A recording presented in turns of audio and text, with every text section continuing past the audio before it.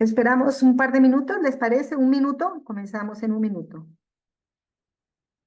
Sí, Para sí. dar, ya está la mayoría, pero bueno, casi la mayoría, pero está lindo ya darles un chancecito a los demás.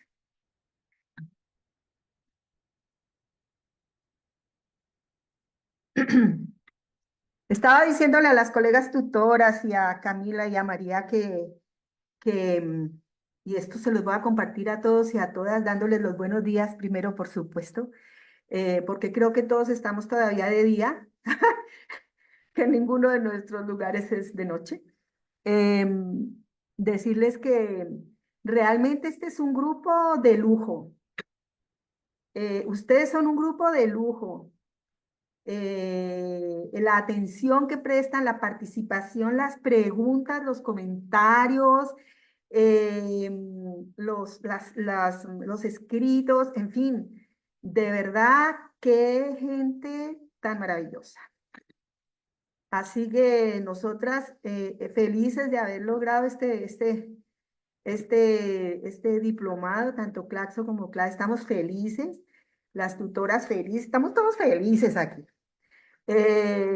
Y obviamente esperamos seguir así hasta el final. Estamos seguras de que así va a ser porque el tono del grupo, el entusiasmo, el interés, la importancia que le dan a esta cuestión es la que la cuestión se merece. Así que, bueno, se los quería decir porque esas cosas hay que decirlas, ¿no? Esas cosas hay que decirlas, compartirlas y demás. Muchas Bueno, gracias, muchas gracias. no, Nos no, gracias animas, a ustedes, gracias nos a animas. ustedes. Estamos aprendiendo montones de sus preguntas, de sus comentarios, nos hacen pensar en otras cosas. También, también nos dejan desafíos, eso me da un poco de susto, pero ya nada, pues así es esto. Así que, bien, chévere, chévere, chévere. Buenos días a todos, todas, todos los que van entrando. Tenemos que comenzar ya nuestra sesión. Ya está grabándose, como saben, así que los que se perdieron estos primeros minutos, pues los pueden escuchar en la grabación, todo tranqui. Y comenzamos. Miren, hoy tenemos la última sesión del primer bloque de nuestro diplomado, que es el bloque, ha sido el bloque como de los temas generales que queríamos abordar, ¿no? Y que son cruciales en el marco de acción de Marrakech, pero también cruciales en la educación de personas jóvenes y adultas. Así que este cuarto tema es nada más y nada menos que género. Y resulta que para este tema tenemos nada más y nada menos que a Rosa Elba Zúñiga López, una de sus dos tutoras. Pero es que Rosy, para les amigos, o sea, para ustedes también, eh, Rosy es una voz sumamente autorizada sobre la cuestión. Es actualmente la secretaria general del CEAL, cuenta con formación en sociología, es maestra en ciencias en desarrollo rural regional y tiene un diplomado en formación de formadores en educación popular. Ha coordinado espacios de formación metodológica en educación popular, sistematización de experiencias, investigación participativa y ha co-convocado junto con redes y movimientos de mujeres las asambleas de mujeres y feministas en el Foro Social Mundial del 2021, 2022 y 2024 y desde el Grupo de Acción Feminista Antipatriarcal del CEAL y la Red Alforja, la Escuela de Educación Feminista. Ya van viendo por qué es la docente que hemos invitado para la cuestión de género y educación de personas jóvenes y adultas. Se asume como mujer migrante, educadora y comunicadora popular e internacionalista. Esta es nuestra querida Rosy Zúñiga, su docente de hoy. Como han hecho con los otros docentes, sáquenle el jugo, pregúntenle, coméntenle, póngannos dudas sobre la mesa, en fin, en fin, en fin, con toda libertad y confianza, como ya lo hemos hecho en las sesiones anteriores. Rosy, el micrófono es tuyo. Muchísimas gracias, Nelcy. Buenos días a todas, todos, todes. Como dice Nelcy, todavía es de mañana. Bueno, gracias por la invitación. Yo me siento pues, con un gran desafío con esta sesión porque es poco tiempo. Se ha escrito mucho y seguramente muchos de ustedes saben bastante también, porque además todo lo que tiene que ver con la problemática de género es lo que nos preocupa hoy en día.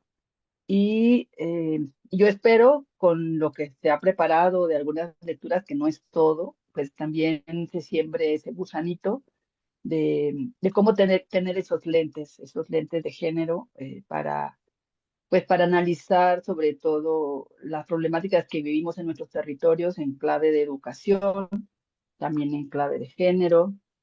Y bueno, voy a compartir una presentación, vamos a estar haciendo algunas por ahí, algunas cosas que no les compartí, pero que creo que María también igual puede ir compartiendo por ahí, de cosas que ha hecho la CLADE súper impresionantes en alianza con, pues, con CEAL, con REPEN, con la CLADE, con muchos movimientos de mujeres en América Latina que nos aportan, pues, como esta mirada crítica sobre la situación que vivimos las mujeres o que vivimos como sociedad en clave de desigualdad, en clave de desigualdad de género en todos nuestros territorios.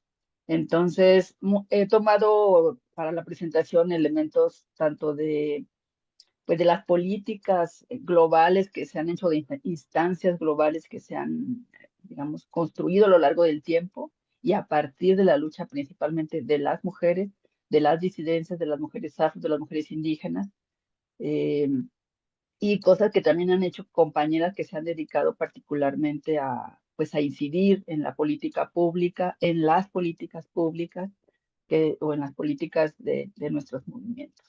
Entonces, bueno, por ahí también les dejé unas preguntas, si las vieron en la guía, hay unas preguntas que dejamos como para repensarnos en torno a las violencias, que hemos vivido. La pregunta era, bueno, la cuestión era como pensemos si hemos vivido alguna discriminación en cuestión de género, raza o clase. Vamos a ocuparla para un ejercicio que vamos a hacer, que por ahí tomé unas preguntas que se hacen en uno de los documentos que tiene la CLADE sobre políticas como presupuestos con perspectiva de género, que es muy buena y que de ahí vamos a hacer un ejercicio eh, que lo vamos a hacer de manera colectiva para que esto también sea interactivo. Entonces, bueno, dicho lo cual, voy a compartir la presentación. Esperemos que se pueda ver porque, a ver, vamos a ver si es esta. Y si puede pasar, porque luego a veces le voy a poner en modo presentación y si no avanza me avisan para ponerla modo básico. A ver, ahí lo ven. Ahí se ve, Se déjenme, ve, hago muy chiquito. sí se ve. Ah, perfecto. Ok. Bueno, Ahora, a entonces, ver bueno, si el pasa. tema, sí, perfecto. Eh, el tema bueno, que tiene este módulo, esta clase, en este primer módulo que ya estamos terminando, es puliendo lentes violetas, género y época. Entonces, bueno, por ahí puse unos lentes, mujeres, hombres, diversas que están aquí. Espero que no se me vayan, ya vi que se movieron aquí algunos títulos, pero vamos a ver. Bueno, una cosa que es importante, con lo que quise empezar, es que, como en qué contexto vivimos, habitamos, construimos nuestra vida en este gran territorio que es América Latina y el Caribe, que tenemos una historia de opresión de hace siglos, y en un territorio que fue colonizado, explotado, saqueado, violentado y que sigue en pie de lucha, ¿no? Aquí puse algunas imágenes de pues esta invasión que sufrimos, en este caso pues por España, por Portugal, por Francia, por Holanda, o sea, tantos países, y que eso se refleja de cierta manera en los idiomas que hablamos en nuestros territorios, ¿no? Por ejemplo, bueno, Brasil, portugués, México, español, y muchos pueblos todavía siguen hablando sus idiomas originarios, y en el Caribe hay una pulverización de idiomas, hay quienes hablan francés, papiamento, creol, inglés, español, en fin, es una mezcla que da cuenta de esta explotación que vivimos históricamente, ¿no? y que las luchas en los diversos territorios han estado atravesadas también por la organización, la liberación de pueblos esclavizados, como los pueblos que trajeron de África, los pueblos diversos, que fue una cosa injusta y que se sigue luchando por una reparación histórica. Las mujeres negras, las mujeres indígenas, las mujeres campesinas, los pueblos que luchan por diversas injusticias que viven en sus territorios eh, en este contexto latinoamericano. También, pues vivimos en un sistema patriarcal que sostiene su existencia a través de la división sexual del trabajo. Los roles que se asignan a mujeres y hombres son injustos. Aquí estamos hablando todavía de un binarismo que existe, ¿no? Mujeres, hombres, la sociedad así nos concibe, y esa es una disputa política porque no se habla de las disidencias, de las personas diversas, y esto profundiza las desigualdades. O sea,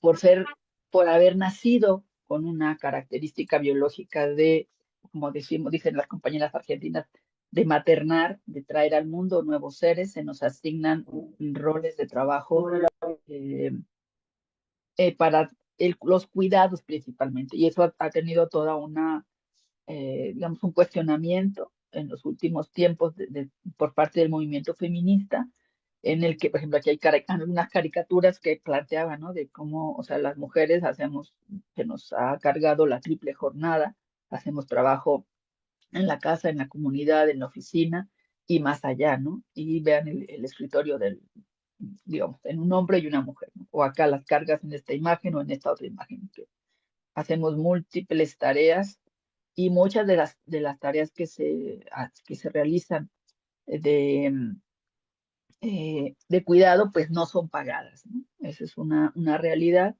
que vivimos. Y además aquí, pues, bueno, las mujeres en este contexto de lucha, muchas mujeres a lo largo de nuestra historia se han rebelado contra diversas formas de opresión, explotación y exclusión. Aquí puse solo algunas imágenes, pero seguramente en sus territorios hay muchas mujeres y muchos hombres y muchas personas diversas que luchan contra muchas injusticias, ¿no?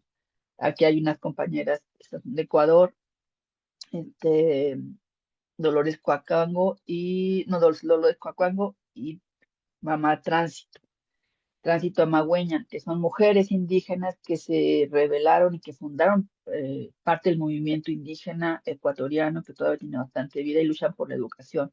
A mujeres que se rebelaron contra los mandatos patriarcales de decidir por ellas, por sus cuerpos, por sus cuerpas, para casarse con alguien más, huir de la familia, en fin, hay que leer sus historias, seguramente ustedes las conocen. Domitila, no sé si ustedes la conocen, Domitila es de Bolivia. Ella fundó el primer sindicato de mujeres amas de casa, sindicato de amas de casa mineros en Bolivia, hizo toda una revolución en Cochabamba y inició una huelga para acabar con una dictadura y lo logró. Por supuesto, se unieron empezó ya sola, se unieron muchas mujeres y muchos hombres y comunidades a esta lucha. Y bueno, pues la lucha por la liberación de los pueblos indígenas sigue su curso. O Ramona, la comandante Ramona, en el Ejército Zapatista de Liberación Nacional, una mujer chiquita, pequeñita, fue la primera mujer indígena que fue al Congreso, vino al Congreso en México cuando se levantaron en armas después de los diálogos que se tuvieron.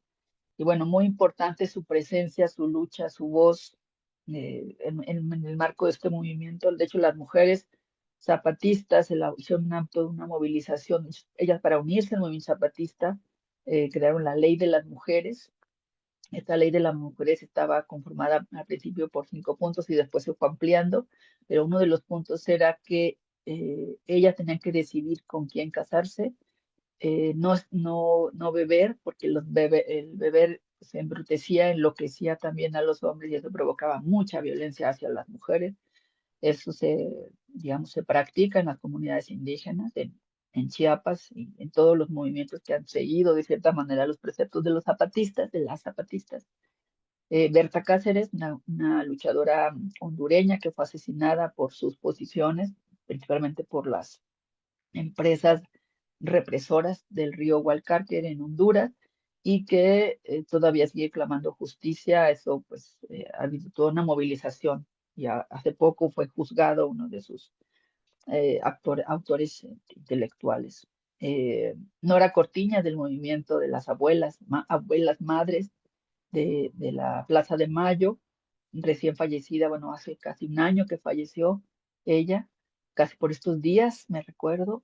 Entonces, pues mujeres que ahora, bueno, por ejemplo, en Argentina vivimos como a los jubilados, a las jubiladas se les reprime tan duro por exigir pensiones dignas o salarios dignos, condiciones dignas. Las madres buscadoras, o sea, surgen nuevos actores a raíz de las explotaciones que vivimos o de la situación que vivimos. eh, Madres buscadoras de México, madres buscadoras de otros de Centroamérica, de otros territorios que buscan a sus hijas e hijas por su propia cuenta porque las políticas o porque el Estado o porque las autoridades no hacen su trabajo bien, ¿no? O las mujeres aquí pues, son las mujeres de la República del Congo, que nos queda al otro lado del mundo, pero que sin embargo sufren un genocidio, sufren una explotación sexual brutal, y al lado de ellas a una madre palestina con su bebé, ¿no? Bebés que están siendo asesinados en estos momentos y que no tiene fin este genocidio. En fin, seguimos con una serie de problemáticas en nuestro territorio que se rebelan contra esas formas diversas de opresión, explotación y exclusión y que pues nos hacen que nos movilicemos, ¿no? Nos movilicemos, no estemos quietas. Y bueno, pues aquí voy a parar un poquito, pero para hacer un ejercicio que les decía. Pero sí quiero explicar aquí. La idea también es cómo estas políticas públicas o estos movimientos provocan políticas públicas y que nos hace preguntarnos quién es el sujeto o la sujeta de las políticas públicas, cuáles son las preguntas y los problemas, quién hace las preguntas, cuál es el problema con público que queremos atender, cómo hacemos y construimos esa política. Todo eso tiene que ver desde cuál es nuestra posición, cuál es nuestra decisión y cuál es el conocimiento que tenemos. Entonces aquí voy a parar porque vamos a hacer este ejercicio de hacer un ejercicio práctico. Entonces, le voy a compartir unas preguntas. Déjenme paso mi otra. Las preguntas son, vamos a imaginar, se me hizo muy interesante, vamos a imaginar que tenemos 10 fichas cada quien, ¿no? 10 fichas imaginarias, pueden igual hacer 10 bolitas o palitos en su cuaderno, o sus hojas, sus notas, o su Padlet, lo que tengan a la mano, porque ahora somos muy modernos, modernas. Entonces, ya que tenemos esas 10 fichas representadas por símbolos o por símbolos que puedan tener ahí a la mano, y son unas preguntas que tienen que ver con nuestras, digamos, condiciones. La cuestión va a ser que yo voy a hacer unas preguntas. eh, si, si su respuesta es afirmativa o si es negativa, vamos a ir diciéndole, personalmente es negativa, van a quitar un puntito, lo van a tachar o van a hacer o lo van a marcar de tal manera que puedan tener claro al final del ejercicio de las preguntas con cuántos nos quedamos, ¿no? Con cuántas fichas nos quedan. La primera pregunta es si fuiste a una escuela privada. Si fuiste a una escuela privada, mantén todas tus fichas. Si no fuiste a una escuela privada, quita una, ¿no? Ahí estamos con la primera, ¿no? Ok. La segunda, ¿te ha tomado menos de una hora llegar al centro educativo? Si tu respuesta es positiva, deja la ficha, pero si tu respuesta es negativa, quita. Ok, la tercera pregunta. ¿Tuviste en casa el apoyo de alguien para hacer tareas, adquirir útiles, por acompañamiento emocional u otros? Puedes mantener tus fichas si tu respuesta es positiva. Si no, quita una. Ok. La cuarta. ¿Has estudiado un posgrado? Si tu respuesta es positiva, mantienes tus fichas. Quitas una ficha si no tienes un posgrado. La quinta pregunta. Durante tus estudios, ¿no hubo ningún tipo de violencia dentro de tu casa? Mantén tus fichas si tu respuesta es positiva. Y si tu respuesta es negativa, quítate una. El sexto. ¿Estudiaste en un aula de clases cómoda y apta para aprender nuevos conceptos? Mantén tus fichas si tu respuesta es positiva. Y quítate una ficha si tu respuesta es negativa. La pregunta 7 es, ¿no tuviste que trabajar para sustentar tu proceso educativo? Mantén tus fichas si tu respuesta es positiva y quítate una ficha si tu respuesta es negativa. Ok. La octava. Sacaste buenas calificaciones. Si tu respuesta es positiva, mantienes las fichas y te quitas una si tu respuesta es... mantienes tus fichas si tu respuesta es positiva y quítate una si tu respuesta es negativa. La novena. ¿No viviste algún tipo de discriminación durante el proceso educativo? Vas a mantener tus fichas si tu respuesta es positiva y te quitas una si es negativa.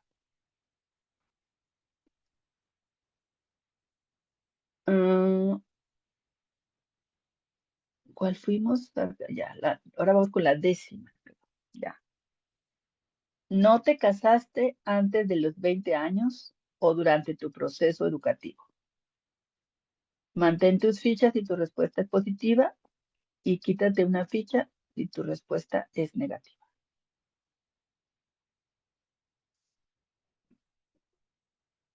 Bueno, estas son las 10 preguntas. ¿Alguien tiene dudas sobre alguna?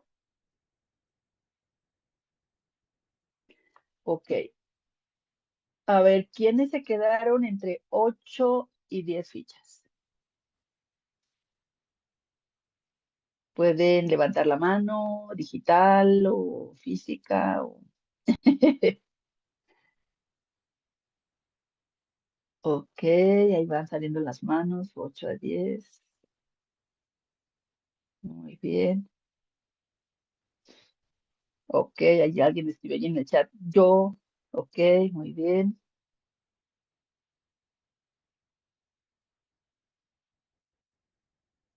Voy a poner aquí, bueno, ahí van las preguntas. Varias, varias. Ok.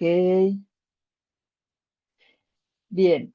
Bueno, somos en el grupo 57 y más o menos 5, 10, 11, como unas 15 personas parece que dieron como entre 8 y 10, lo cual es súper, súper, qué bueno que así, exacto, 9, unos 9, otros 8, otros, bueno, estaremos entre 8 y 10, que no tuvimos muchas cargas. Esta realidad que vemos aquí de este rápido sondeo, pues se repite quizás más agravado en nuestros territorios de que tuvimos que, por ejemplo, yo recordaba, cuando hacía este ejercicio, recordaba que en una ocasión fui a la Sierra Tarahumara, en México, no sé si ustedes la conozcan, es una zona montañosa que está por la explotación forestal, pues hay muy poca agua, es una zona de muchas piedras, o distancias muy grandes, no hay carreteras, no hay transporte.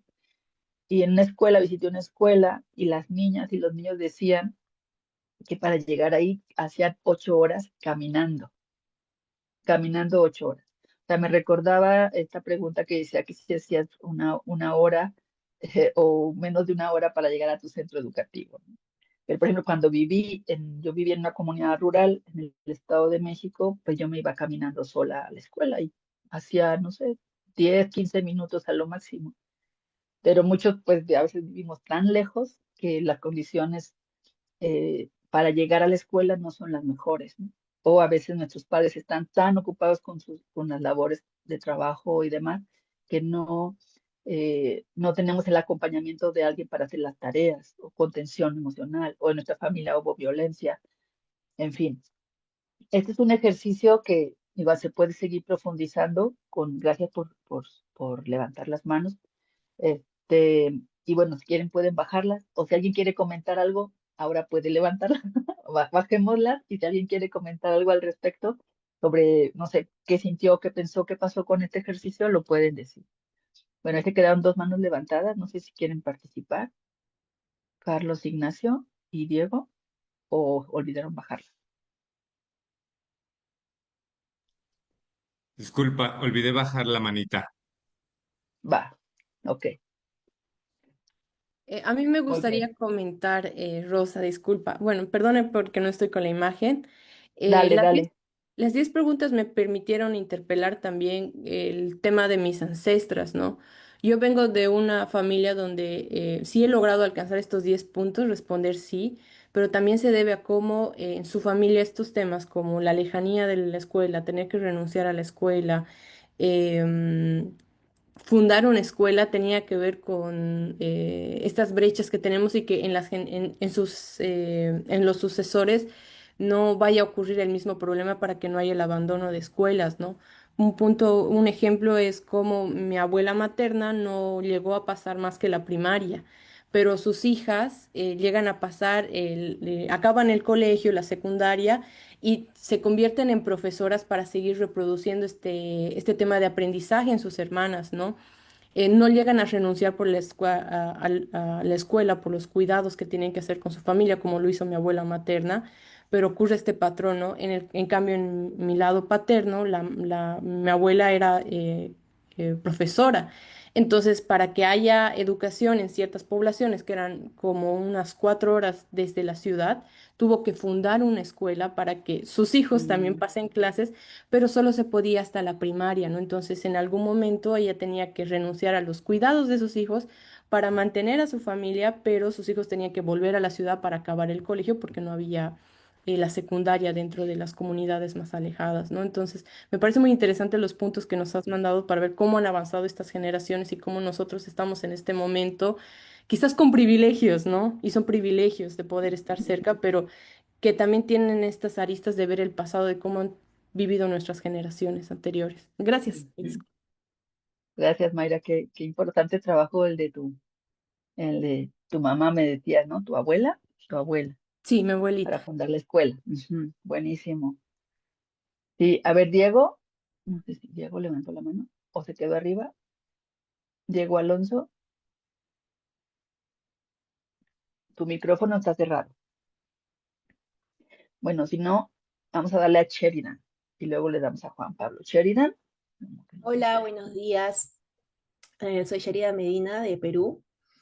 Disculpen que no pueda prender la cámara. Respecto a la actividad del ejercicio, me interpeló mucho.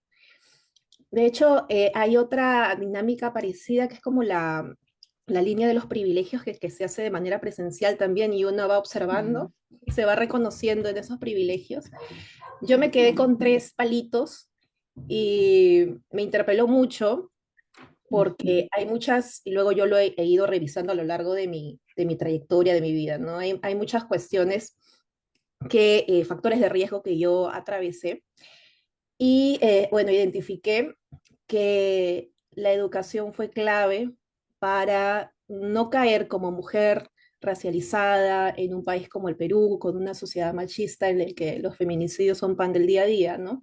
Para no ujú, caer en ser parte de esas cifras, como la educación en mi caso fue clave. Yo vengo de una familia migrante, soy la primera mujer de mi familia en línea materna en acceder a educación superior. Todas se quedaron en educación primaria, secundaria, ujú, y en el caso de mi familia paterna también, ¿no? Mi papá sí logró llegar a la universidad, pero ha sido como de los poquísimos en la línea paterna que lo ha logrado hacer, ¿no?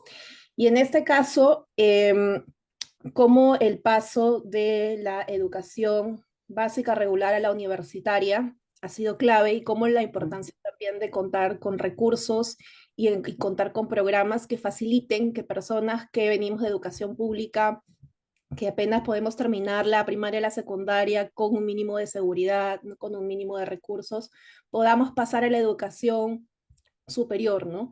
Ahí, por lo menos en mi generación, había una brecha entre pasar de la educación secundaria, básica, regular, a pasar a la educación universitaria. Habría que prepararse, yo me preparé un año para ingresar a la universidad pública, ¿no? Y hubo un soporte detrás mío, que fue mi papá, que me brindó esa comodidad, ¿no? Ese privilegio de poder dedicarme un año a prepararme para ingresar a la universidad, ¿no?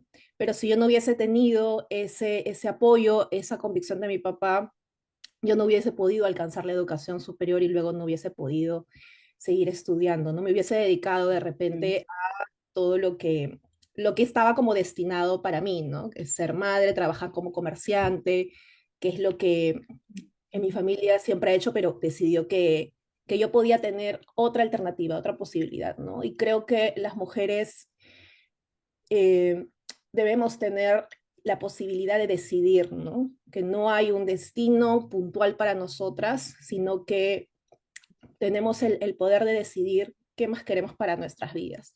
Y la educación es clave para ello, ¿no? Y bueno, por eso estoy aquí. Disculpen, me fui un poco en testimonio de mi vida.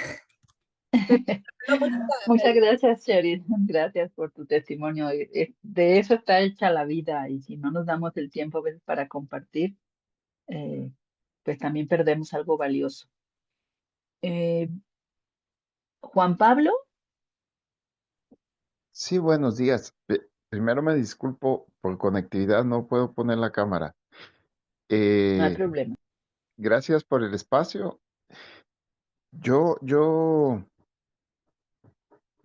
diría primero, bueno, solo te doy un dato para que te hagas la idea, ¿verdad? En Guatemala, el 2.6 de la población tiene acceso a educación superior, ¿verdad? Solo para que te quedes con ese dato, ¿verdad? Es sumamente terrible. Entonces, cuando tú decías quién tiene estudios universitarios, un posgrado, o bueno, yo tengo un doctorado y siempre que me dicen, es que usted es doctor, sí, pero no me lo diga, hasta me da un poquito de pena y vergüenza, ¿verdad? Porque en un país donde el 2.6 tiene acceso a la universidad, es un privilegio altísimo, pero altísimo, ¿verdad? Eso era lo primero. Lo segundo, pues reitero, ¿verdad? En Guatemala, pero me imagino que en muchos países de quienes estamos aquí, ser mujer es difícil, ser mujer indígena es complicado, ser mujer indígena de área rural es prácticamente una condena, ¿no? Y así les toca vivir. Entonces, que quería resaltar esto. Y lo último de esta pequeña muestra que tú sacabas de quienes estaban arriba de, sería interesante quienes están entre uno y 3, porque entonces también nos queda la muestra de lo más alto, pero también la muestra de los que estamos aquí eh, como bajo, ¿verdad? Ya nuestra compañera nos contaba su testimonio y ver cómo a pesar de la adversidad, ahora está aquí, ¿verdad? A mí eso me deja sumamente sorprendido, ¿verdad? Pues yo soy ladino y citadino, y yo creo que por eso es que he logrado algunas cosas, por esos privilegios que la vida me dio, existencialmente hablando. Eh, pero sí admiro mucho el testimonio y las personas que trabajan como lo ha hecho nuestra compañera. Gracias. Gracias, Juan Pablo. Sí, gracias. Igual invitamos a que nos compartan su testimonio aquí en unos poquitos periodos más para seguir con la presentación. Jenny. Muy buenos días con todos. Sí, quería compartir también que estaba dentro de la calificación entre 8 a 10 y creo que sumando a lo que han mencionado el resto de compañeros, sí es un privilegio contar con el acompañamiento de la familia, el tema de acompañamiento tanto emocional como también la parte material, ¿no? Para poder conseguir em, una educación en el sector privado. Yo estuve en la escuela, lo que es primaria, en una institución privada. Y en lo que es el colegio, estuve en una institución fiscal, ¿sí? Entonces yo tuve las experiencias de las dos, en los dos ámbitos. Ya, pero yo quería hacer un comentario en relación a que con el trayecto del tiempo, alrededor de 20, 25 años que han pasado desde lo que yo terminé, digamos, la época del colegio, he podido palpar justamente que la educación era poco sensible al género. Es decir, que los contenidos escolares eran una gran parte neutros o con sesgos marcados hacia los roles tradicionales de género.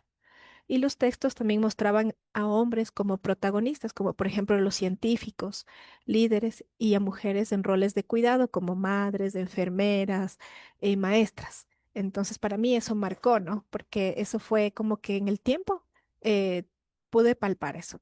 Y luego también en el tema de roles tradicionales reforzados, que se refiere a que en la escuela se reforzaban como estereotipos, ¿no? Las niñas debían ser obedientes y tranquilas, ordenadas, mientras que los niños tenían que ser activos, valientes y líderes.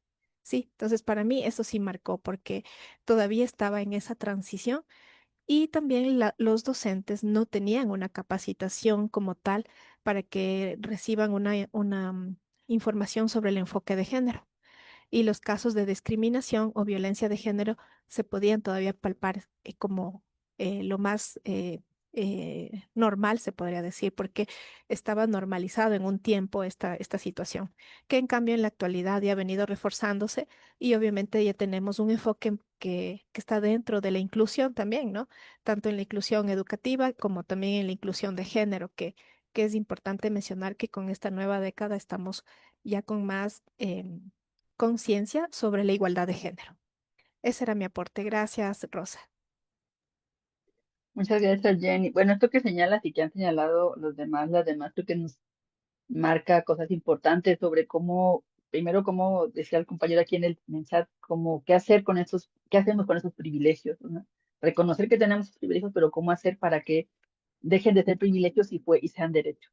Y también cómo, también esto que compartes de las personas que se visibilizan más en los científicos, los académicos, generalmente son mayormente hombres blancos, y cómo hacer para que más mujeres indígenas, campesinas, afro, escriban también, y cómo también reconocer las luchas de las mujeres en nuestros diversos territorios de los que hemos venido siendo parte. Creo que esa es una deuda que tenemos con, con ellas, ellas.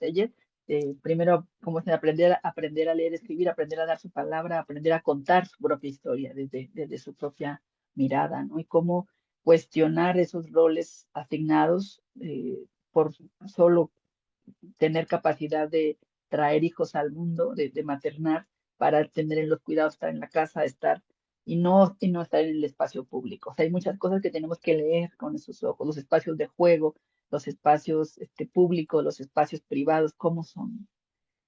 Frank Bedoya, creo que levantas la mano, y Aida, con eso vamos a cerrar los comentarios para seguir con la presentación. Frank.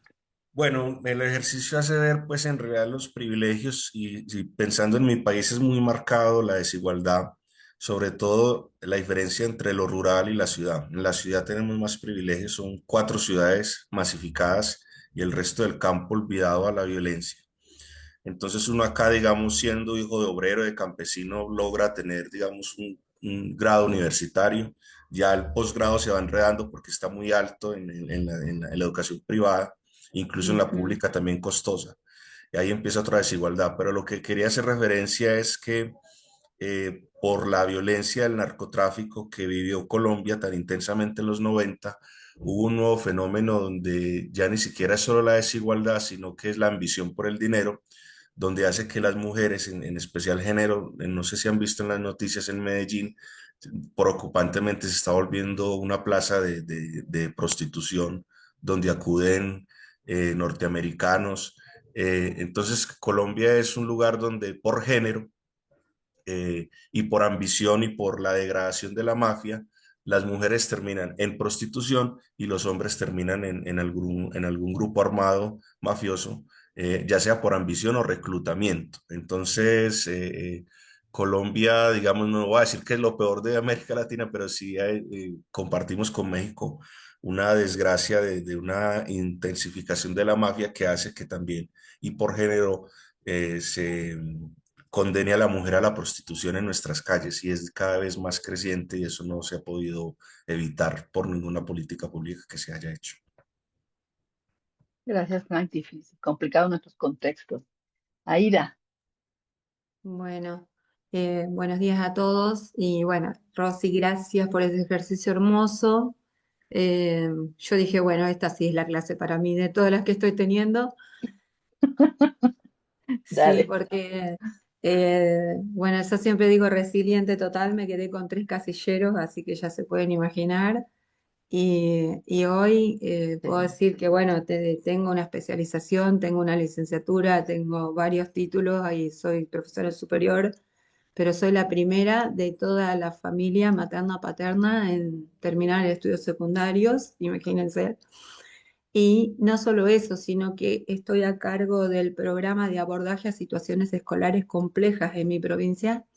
Así que me llegan todas las denuncias de vulneraciones de derechos de los niños, niñas y adolescentes.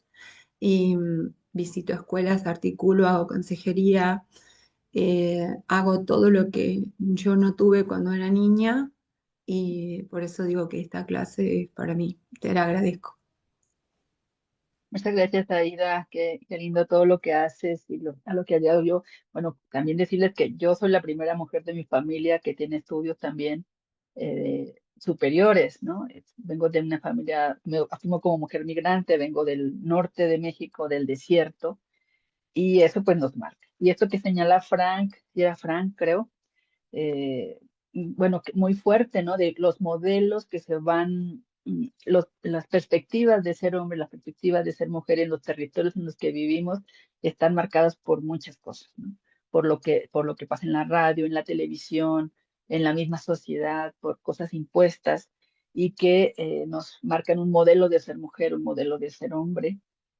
Y entonces hay como desearlo, aunque nos cueste la vida o aunque nos cueste cualquier cosa. Entonces, cómo luchar contra esos patrones culturales que se nos imponen en este contexto, en los diversos contextos en los que vivimos, tanto para las juventudes como para las infancias, para las mujeres particularmente. Ay, un estornudo se me fue. Bueno, aquí Héctor Fabio dice, se suele destacar las historias de éxito de personas que han surgido de personas marginadas o condiciones adversas. Esa excepcionalidad solo pone en evidencia lo injusto de un sistema estructuralmente inequitativo. Entonces, ese es el desafío, ese es el desafío. ¿Cómo luchamos contra la estructura de este sistema? Decía un amigo que era muy lector de Bourdieu, decía, vivimos en estructuras estructurantes estructuradas. Una palabra que nos van diciendo cómo ser, qué hacer, y si no estamos dentro de ese marco, entonces estamos fuera. Cómo construir modelos diversos. Bueno, voy a continuar con la presentación con otros elementos para seguir con el diálogo también. A ver, déjenme ver si continúo aquí. Bueno, nos quedamos acá. A ver, acá.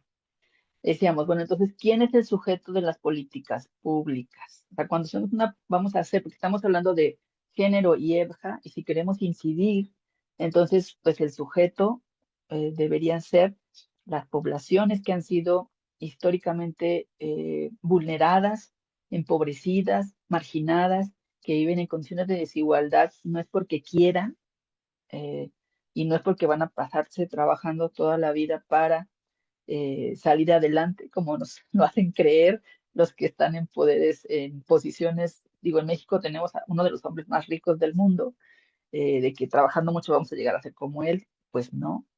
Entonces, ¿cuáles son esas preguntas y problemas? ¿Quién hace las preguntas? O sea, ¿quién pregunta? ¿Quién pregunta el funcionario o una mujer de una comunidad indígena campesina afro?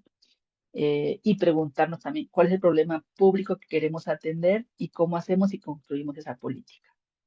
Bueno, aquí hay unas preguntas. Déjenme si puedo mover esta cosita. Ay, ya se movió. Que es como muy desde la perspectiva de género feminista. Decir, bueno, ¿cuáles son las necesidades prácticas de las mujeres, de las infancias, de los estudiantes? O sea, ¿Qué es lo urgente? ¿Qué es lo que eso tiene que resolver de manera inmediata, ¿no? A lo mejor podríamos hacer una necesidad práctica, pues es comer, tener un lugar para ir a la escuela, básicamente. O una necesidad estratégica que es más de largo plazo, que plantean transformaciones estructurales, es cómo cambiamos este modelo por ejemplo, este modelo de ser mujer que está tan arraigado, ¿cómo lo cambiamos? ¿Qué tendríamos que hacer? ¿Cómo cambiamos ese patrón tan arraigado de pensar que eh, de qué es como las tareas, los roles asignados y los roles asumidos, y en fin, toda esta problematización sobre ser hombre, ser mujer o ser una disidencia, una persona de disidencia sexogenérica. Ahí, bueno, por ahí yo compartí algunas cosas que tienen que ver con políticas globales que de cierta manera inciden para que las mujeres alcancen o tengan más acceso a derechos, como la ONU Mujeres, la CEDAW, el de ODS 5 de igualdad de género, o Beijing más 30, otros más en clave, o la UNESCO con la CONFITA 7, que ya la vimos y que ya vimos en la clase pasada también con, ¿cómo se llama? Este compañero, o Carlos. sea, cómo hay, Carlos, cómo hay unas desigualdades de género, ¿no? Para estudiar, y hay movimientos de mujeres, movimientos que tienen ya, por ejemplo, aquí está la sexta marcha internacional de la Marcha Mundial de Mujeres en 2025 y que están ahí organizando, articulando diferentes movimientos, o, o las carteles que sostenemos las mujeres en las marchas de Camino a Casa, quiero ser libre, no valiente. Me recuerdo que una ocasión una compañera que seguramente ustedes conocen, se llama Claudia Corol, dice que estaba dando un taller con unas mujeres, no me acuerdo si en Guatemala, y estaban promocionando para que participaran en un evento.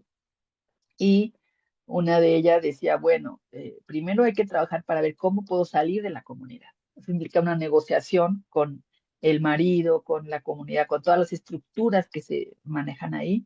Y luego después dijo, ya, bueno, y luego cómo regreso. O sea, eso de cómo decir, de camino a casa me quiero ser libre, no valiente. O sea, cómo regreso, en qué condiciones. Y entonces, de repente, naturalizamos el hecho de que para salir las mujeres tenemos que ir acompañadas o regresar acompañadas, que ahora se hace así porque a veces por seguridad, pero deberíamos de poder caminar solas en cualquier hora, en cualquier momento, sin peligro a que nos maten, ¿no? En cualquier momento. Entonces eso lo tenemos que desnaturalizar de nuestro contexto. Una cosa que también ya mencionaban aquí es la interseccionalidad, cómo nuestro ser mujer o nuestro ser hombre, nuestro ser diversidad, persona diversa, está atravesada por muchísimas opresiones más, ¿no? De género, de raza, de etnia, de clase. Por ahí yo les preguntaba también si alguno de ustedes había habido alguna discriminación por ello, por ser disidencia, por ser mujer, por ser hombre, por ser indígena o por ser blanca o por ser de alguna clase socioeconómica, ¿no? Aquí hay pues unas imágenes, ¿no? De mujeres migrantes, de mujeres afro, de mujeres trabajadoras, de mujeres que han sido empobrecidas por el sistema, mujeres indígenas, mujeres con alguna discapacidad, mujeres diversas, ¿no? Que, por ejemplo, yo les cuento una anécdota cuando fui la primera vez a Estados Unidos, me invitaron a los compañeros de la Red Nacional de Jornaleros y Jornaleras a dar un taller, me pusieron en precaución, o sea, como Rosy, ten mucho cuidado porque la migra es muy agresiva y te puede pasar algo, y Arizona, iba a pasar por Arizona, Arizona es de los más peligrosos, entonces, bueno, pasé por Arizona, tuve una estancia, pasé migración, y la pasé tranquila, y luego llegué a Los Ángeles. Yo iba toda asustada, ¿verdad? Porque nunca había ido a Estados Unidos, pero cuando ya después que llegué a la casa a Los Ángeles y regresé, pues todo normal, pero después me di cuenta que había pasado todo normal por mis privilegios, porque soy una mujer de una cara más o menos clara, hablo medio inglés, y entonces pues te da mucha rabia también, ¿no? Eso, o sea, de que por tu color de piel, tengas más privilegios. Entonces, esa es una cosa que tenemos que desmontar de nuestras sociedades, que por ser moreno, por ser amarillo, por ser rojo, por ser del color que sea, pues no tienen por qué discriminarte, ¿no? Pero sucede, esa es una realidad. o por la forma en que hablas, o por la forma de que no hablas. Entonces, la sociedad en la que hemos crecido, pues nos impone ciertas reglas o nos modela ciertas formas de ser. Esta es una tabla que me parece interesante, hay otras, pero no puse todas, sobre qué tiene que ver con los cuidados, con el trabajo remunerado y no remunerado. Me sorprendió mucho, es una tabla pues más de América Latina y el Caribe en general, de cómo, por ejemplo, las mujeres, el tiempo que le dedican al trabajo no remunerado. Si se fijan, es el verde oscurito, pues es bastante, ¿no? Bastante tiempo. Y las mujeres que tienen trabajo remunerado es el verde clarito. Es bastante más, la diferencia es mucha. Y los hombres con tiempo de trabajo remunerado, no remunerado es el gris, es un poco menos, y el remunerado es el gris clarito. Entonces, la mayor parte pues generalmente el tiempo que dedican los hombres al trabajo no remunerado es poco y más el trabajo remunerado. Entonces, mucho de eso es una fotografía de los cuidados. Generalmente las mujeres trabajamos en casa, no sé, 24 horas todos los días, porque es desde el desayuno, las que tenemos casa o las que hemos decidido tener hijos, hijas, la comida, la escuela, las tareas, en fin, el trabajo, la comunidad. Mucho tiempo dedicado ahí y no pagado, ¿no? Decía Silvia Federici que si hacíamos una cuenta, pues poníamos en quiebra al sistema capitalista. Entonces, bueno, hay que también reorganizar estas cuestiones.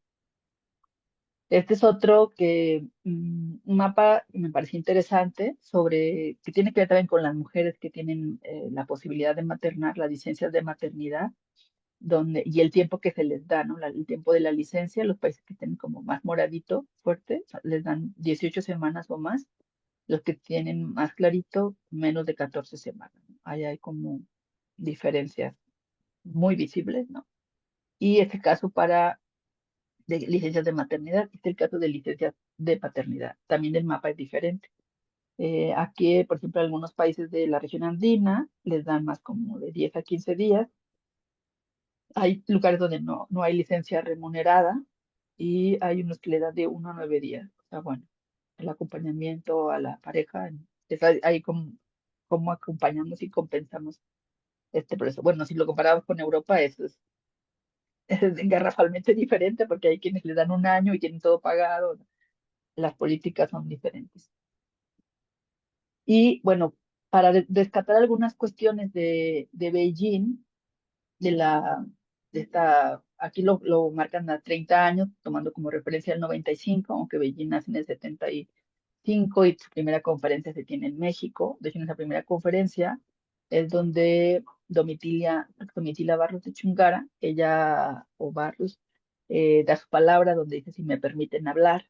Y, y esta Moema Bieser, que es una brasileña, le ayuda como intérprete y se vuelve un boom sus demandas sobre la situación que se vive en Bolivia. Entonces ella fue como un puente y bueno, esta plataforma en Beijing en el 95 hubo muchísimos avances y siguen habiendo como desafíos, ¿no? Ellos en sus prioridades son pues subsanar las deficiencias en materia de rendición de cuentas, hacer que se escuchen los voces de las mujeres, subsanar el déficit de financiamiento, sacar partido de la tecnología, crear servicios de infraestructura preparadas para la crisis. Bueno, de repente son así como muy grandes, ¿no?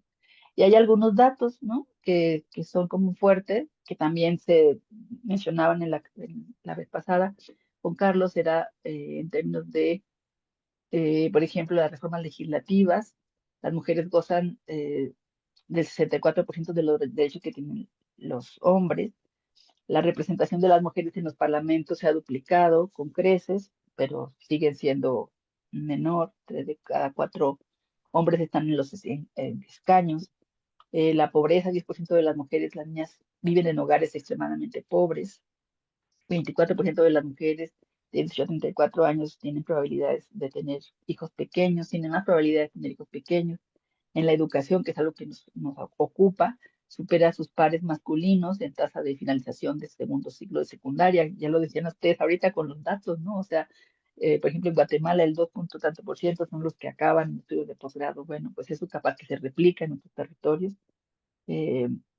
Yo me recuerdo cuando hice un estudio cuando estudié sociología, sobre las aulas que existían, los maestros que existían, los presupuestos, y era pues muy, muy diferenciada, ¿no? O sea, los maestros dedicados para las aulas, los alumnos se superaban, y entonces eso genera también una crisis con los maestros, ¿no? Al respecto. Y también otra cosa que pasa en nuestros territorios y en muchos otros son los conflictos, ¿no? O sea, la violencia sexual relacionada con los conflictos en todos los territorios, como lo mencionaba aquí el compañero que ya decía, bueno, en Colombia muchas mujeres se prostituyen. Bueno, en México, por ejemplo, hay una ciudad que se llama, bueno, un estado que se llama Tlaxcala, donde hay una cultura terrible de prostitución, donde hubo una crisis económica en la década de los 50, pero una cosa terrible, porque no sé si fueron las mujeres o los hombres decidieron explotar sexualmente a las mujeres, y entonces esa tradición se quedó, se tomó como una estrategia de sobrevivencia ante una crisis, pero hay que verificar qué tanto es cierto, y que se mantiene. Las mujeres sueñan con prostituirse y los hombres sueñan con ser proxenetas, ¿no? Entonces esas cosas cómo se van transformando de manera estructural.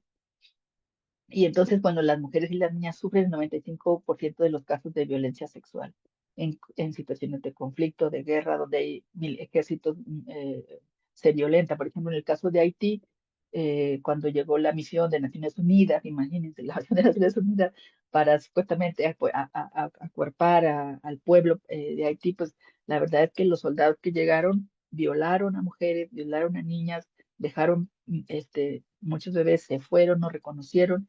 Los estados no se hicieron responsables, además llevaron el virus del cólera, eh, y muchos niños que nacieron en esas décadas, más o menos hace 20 años, pues ahora son presas de las bandas porque no tienen padres, y además muchas de sus madres murieron en el terremoto o han muerto por la cólera. En fin, es una situación que se ha complejizado y se complejiza en muchos territorios. Entonces, eh, por ejemplo, pensaba en las favelas de Brasil, toda la sobreexplotación, las condiciones en las que se viven también en esos territorios. Entonces, las brechas de género en el empleo llevan a cabo décadas estancadas en el mundo. 63% de las mujeres de 25 a 54 años forman parte de la fuerza de trabajo, frente al 92% de los hombres. Las mujeres siguen desempeñando 2.5 veces más trabajo de cuidados no remunerado, bueno, como lo veíamos acá en la tablita.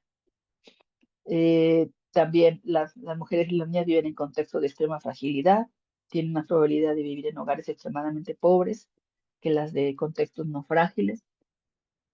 En fin, las mujeres, 393 millones de mujeres y niñas viven en situación de pobreza extrema, esto es a nivel mundial. En conjunto, un conjunto de políticas que garanticen la igualdad de remuneración, la protección social, los servicios sociales, podría reducir esta cifra. Entonces, son muchas tareas que tenemos que hacer. Entonces, la violencia en general, la violencia contra las mujeres y las niñas es la principal prioridad de los estados en la aplicación de la plataforma de acción de Beijing. A veces las firmamos, pero bueno, ahí tendríamos que saber, creo que 135 países la han firmado. Hay que preguntarnos, ¿nuestro país la firmó? ¿Qué están haciendo al respecto? Y las medidas de Beijing más 30 dicen, pues para todas las mujeres y las niñas una revolución digital, para todas las mujeres y las niñas una vida sin pobreza, violencia cero, un poder de decisión pleno igual, por la paz y la seguridad, justicia climática. Bueno, ahora con todo este movimiento, pues las que más se ven afectadas por el cambio climático son las mujeres, siempre. La paz y la seguridad, en fin, son como situaciones complicadas. Y ya como, bueno, no sé si aquí tengan preguntas. Déjenme ver cómo vamos en el tiempo. Creo que vamos bien. Hola. Sí, si Sí, nos Vilma. permites. Ah, Sí, claro buenísimo. que sí. Perdón. Gracias. Adelante. Bueno, pues sí, sí, creo que fue bueno esperar porque también el resto de la información que nos alcanzaste desde el tema de la interseccionalidad, me permitió hacer un comentario ya no como persona, individuo, ¿no? Sino también, no solo como país, sino y como parte de la región en este marco de Claro. la EPCA. Bueno, en Perú, concretamente, dicho sea de paso, se vienen los censos nacionales, ¿no? Una posibilidad para muchas necesidades que tenemos como país. Sin embargo, considero que es clave esto de la interseccionalidad porque también, si bien nos permite ver una realidad cruda, es decir, que pues, somos, o nuestras hermanas del continente son discriminadas por etnicidad, por ser indígenas, por ser negras, por ser pobres y otros elementos más, también posibilita, ¿no? Desde la sociedad civil, sectores del Estado que van tratando de comprometerse más, visibilizar esa situación, generar evidencia, generar data. ¿Por qué? Porque obviamente para el marco de los censos u otros espacios similares, con esa información, lo que no se conoce no se ve, lo que no se conoce para atacar o para asumir como parte de una política pública, ayuda mucho la interseccionalidad.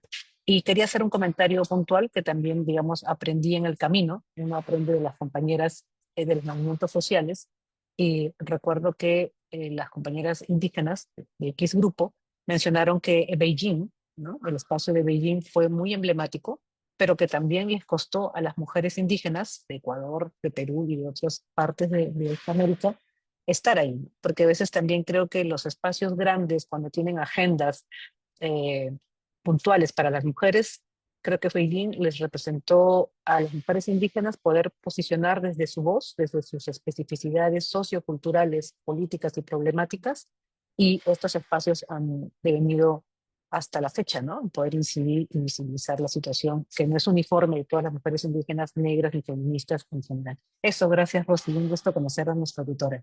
Saludos de Lima. Muchas gracias, Vilma. Bueno, y muy importantes tus comentarios. Aida, ¿querías comentar algo? ¿O se quedó tu mano levantada?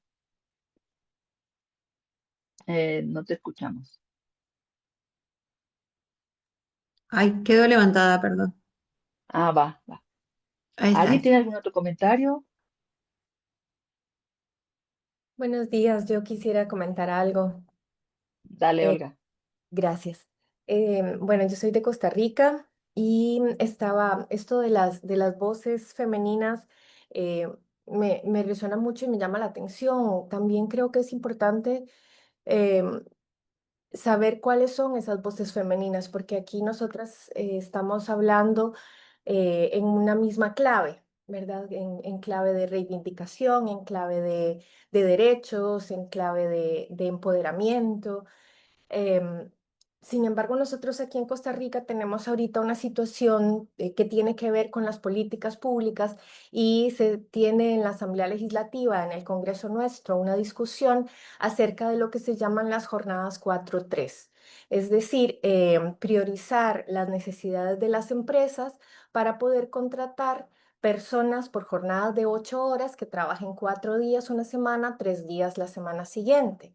Entonces, en la teoría, eso suena muy bonito y quien más lo defiende es una mujer que pertenece al partido oficialista, al partido de gobierno, y ella lo defiende vehementemente. Sin embargo, la voz de ella es una voz de mujer muy privilegiada. Retomando ahorita las preguntas, porque es una mujer que viene de un estatus económico alto, que nunca ha tenido que preocuparse por quién cuida a sus hijos. Ya ella es una persona adulta mayor que trabajó durante muchos años en un medio de comunicación muy reconocida en el país y tiene su vida resuelta. Entonces, desde esa voz femenina es muy fácil decir, sí, claro, jornadas de 12 horas, pero ¿y las mujeres? ¿Y las mujeres que van a tener que trabajar esas 12 horas? Y todos los roles que hay alrededor del peso, del cuido, de su propio cuido y del cuido de los niños, de las personas adultas mayores que están a su cargo. Entonces yo a veces, ahora que las escuchaba, digo, sí, pero incluso no solo por el hecho de ser una voz femenina per se, hay que darle cabida, ¿verdad? Porque ella tiene una plataforma de privilegio porque es diputada de la República. Entonces, ella lo que está haciendo en este momento es contribuir a sostener esa imagen de que la mujer tiene que llevar la carga. ¿Y acaso va a haber una guardería o sistema de cuidado después de las 8 de la noche? Esa mujer tiene que salir, a trabajar a las 6 de la mañana, sale a las 6 de la tarde, tiene que pasar 2 horas en transporte público para llegar a recoger a sus niños. ¿Y qué guardería le va a cuidar los niños hasta las 8, 9, 10 de la noche? Además, ¿cómo se precariza el trabajo de estas mujeres?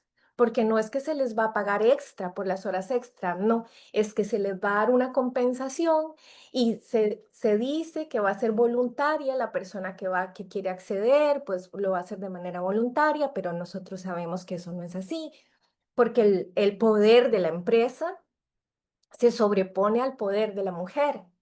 Entonces, hay muchas cosas que aunque sean voces femeninas, yo siento que esa posición de privilegio y cómo tenemos que tener cuidado con no seguir promoviendo estos roles, no seguir fomentando esos espacios. Y ella desde ese punto de privilegio, pues bueno, eso es lo que está haciendo. Y nosotros desde la academia, porque yo lo que trabajo es una universidad, ¿verdad? Es tratar de trabajar con las comunidades para hacerles entender que por más que eso suene a oportunidad de trabajo, en realidad lo que va a provocar es más problema que beneficio, ¿verdad? Gracias. Muchas gracias, Olga. Sí, sin duda, y lo que compartes, por eso yo al principio, si se acuerdan, una de las tablitas decía, bueno, ¿quién está proponiendo la propuesta? ¿Y qué propone? ¿Y desde dónde lo propone? O sea, hay que hacer ese análisis. Y también aquí, bueno, en el chat están pasando cosas muy interesantes, están compartiendo libros, están hablando sobre la importancia de la interseccionalidad, claro, y la generacional, por supuesto. O sea, no es lo mismo lo que piensa una niña, una joven, una persona mayor, una adulta, y también alguien que tenga una discapacidad o no, o si es de una disidencia, en fin, creo que todo eso nos marca diferentes lentes, nos da diferentes lentes, como estamos viendo en el tema de esta clase, el eje de esta clase, lentes de género, lentes interseccionales, lentes de clase, de raza, para ver desde dónde se tiene que proponer. Y también como hay una frase que se usa mucho en la educación popular, que es ponernos en el zapato del otro, de la otra, del otro. O sea, como, ¿y qué va a pasar? Esto que dice Olga, ¿no? O sea, ¿qué políticas se tienen que generar para que se trabaje con dignidad, ¿no? Eh, y tiene que ver con, bueno, aquí dice alguien, Mercedes, creo que el planteo de Olga es parte de las cuestiones de que desde la EJA debemos promover, visibilizar los mensajes implícitos de los discursos más allá de quien los plantea, claro, y también cuestionarlo como sociedad, ¿no? Y ahorita vamos a entrar a esa otra parte porque ya se va corriendo el tiempo. Entonces, en esas políticas, o sea, algunas son políticas públicas y otras son políticas desde la sociedad. ¿Qué plantea la sociedad? O sea, cómo se organiza, cómo denuncia eso, ahí vienen los movimientos populares, los movimientos de base, los movimientos juveniles, los trabajadores, entonces, y el gran desafío de siempre, digo yo que soy más, ando más en el movimiento social, pues es como la organización, la articulación para generar fuerza política, fuerza popular, y cambiar estas relaciones de poder que nos oprimen, ¿no? O sea, también, o sea, y esa clave de decir, bueno, ¿quién siempre tiene esa lectura crítica? ¿Quién está proponiendo? ¿Desde dónde? ¿Por qué lo está proponiendo? ¿A quién beneficia? ¿A qué intereses? En fin, como son como diferentes lecturas que tenemos que hacer de un problema, ¿no?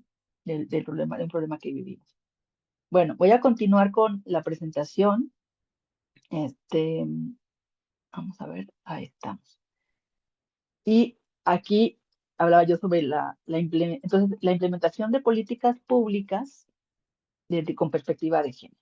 Ahí tiene que ver con eso que mencionaba también Olga, bueno, tiene que haber voluntad política para incorporar esta perspectiva, o sea, tener esa lectura interseccional de género, de clase, de raza, y eso implica formación también, o sea, no se da de manera mágica, sino que implica también pues lectura a golpe de movimientos y de manifestaciones y también de diálogo, ¿no? De mesas de diálogo. Que la perspectiva de género, la idea para esta implementación de políticas con perspectiva de género debe estar presente en todo el proceso, no solamente al inicio ni al final, sino que siempre estemos con ese lente observando lo que estamos proponiendo, haciendo, investigando. Que participen personas diversas que representen diversos intereses de la sociedad, no solamente uno, y comprender que la política no es solo decisión del Estado, es decisión de la sociedad en su conjunto. Muchas veces se deciden más bien políticas de gobierno y cambian cuando llega otro gobierno. Entonces, las políticas de Estado deberían ser más permanentes. Déjenme ver si puedo mover para acá. Ahí está. Y algo aquí como para enfatizar que el enfoque de género significa tomar en cuenta las exclusiones, las desigualdades, las situaciones siempre son diferenciadas, que las personas tenemos nuestra propia identidad genérica y superar el lenguaje binario. Esto lo plantean las compañeras que escriben en uno de los artículos del libro de Claxo que está en la plataforma. Es un libro que se lee súper rápido, bueno, pueden agarrar por partecitas, pero tienen cosas muy interesantes, ¿no? Para tips para las políticas con perspectiva de género. Reconocer que desde un enfoque de género nuestra mirada no puede ser universalista o generalizante. Es más bien alternativo y tiene que ser diverso. Porque no es lo mismo, como ya mencionaban ustedes, lo que pasa en una comunidad urbana o indígena, campesina o de jóvenes. En fin, cada uno tiene su propia característica. Toda política pública debe tener en cuenta la heterogeneidad, la diversidad, para ser pertinente y para ser eficaz. No puede ser, o sea, tiene que ser también diferenciado y tiene que ser dialogado.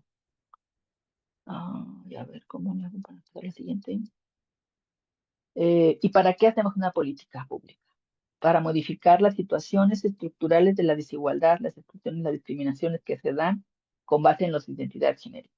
Atender las condiciones inmediatas de cómo estamos viviendo y el objetivo es modificar, como ya les decía, las relaciones de poder, modificar las relaciones de supradominación. O sea, sobre todo algo que decimos desde, o que se dice desde los análisis de los sistemas de dominación es pues hacer frente al sistema patriarcal, al sistema colonial, al sistema capitalista que nos domina y que está a veces mediado siempre por eh, considerarnos objetos sociales, objetos sexuales o como mercancías, ¿no?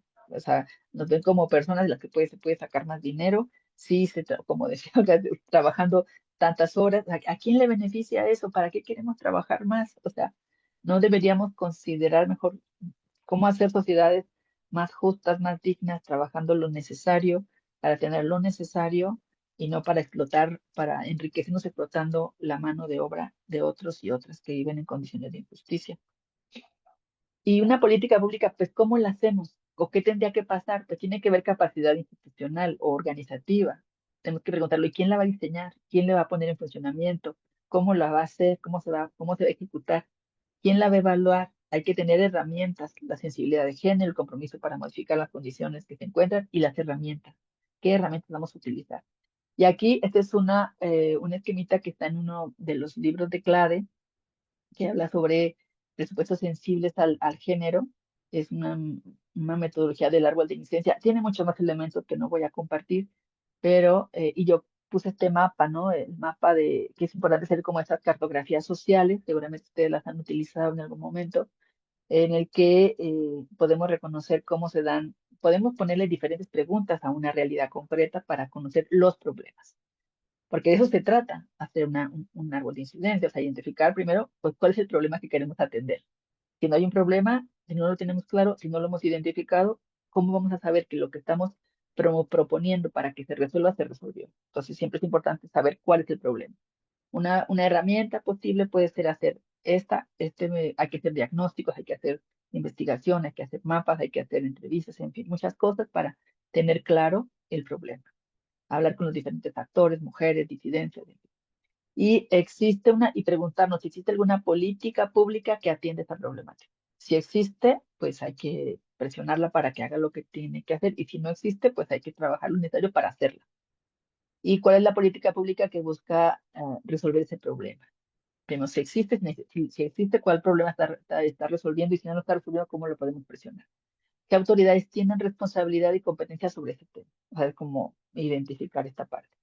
Y luego ya como en el tronco, ¿cuál es tu objetivo de incidencia? O sea, ¿qué queremos cambiar? Una acción de incidencia es qué vamos a hacer para que eso cambie y qué estrategias y herramientas utilizarás para lograr ese objetivo. Y luego ya como en la raíz, en esta metodología del árbol, con qué capacidades y recursos cuentas para llevar a cabo tu estrategia y qué capacidades y recursos te hacen falta para llevar a cabo la estrategia. Entonces, ver como qué nos está faltando, que hay que formarnos aquí, quién se va, a lo mejor nos faltan cosas de legislación, tenemos aliadas abogadas, no las tenemos, hay que estudiar, en fin, es una estrategia que tiene que ser diversa y además vinculada con otros actores, porque una sola no puede hacer el cambio. Y las políticas públicas existentes pueden ser parte de la agenda pública, o la agenda social del movimiento, o de la agenda gubernamental. O sea, el gobierno que está en turno tiene una agenda propia y tiene sus propias políticas. Y la sociedad vive una serie de problemáticas y tiene su propia agenda. Y hay una disputa, o sea, se da una disputa en el medio entre, ya sea en los medios, ahora con las redes, en las redes, en la prensa, en la radio, y uno va instalando esa agenda pública para que sea tema de disputa y de discusión colectiva, social, y se haga algo al respecto. Algunas estrategias para la incidencia, pues hay diversas que podemos utilizar, como la comunicación, creación de alianzas, estrategias jurídicas vinculadas con abogados, contraloría, movilización, investigación o recomendaciones, diálogos con el gobierno. Depende la que queramos hacer, la que podamos hacer y en diferentes tiempos. No todas se hacen al mismo tiempo y se van en una ruta, se pueden ir ajustando. ¿Y qué necesitamos para avanzar en la definición de una política pública? Pues necesitamos mucha información.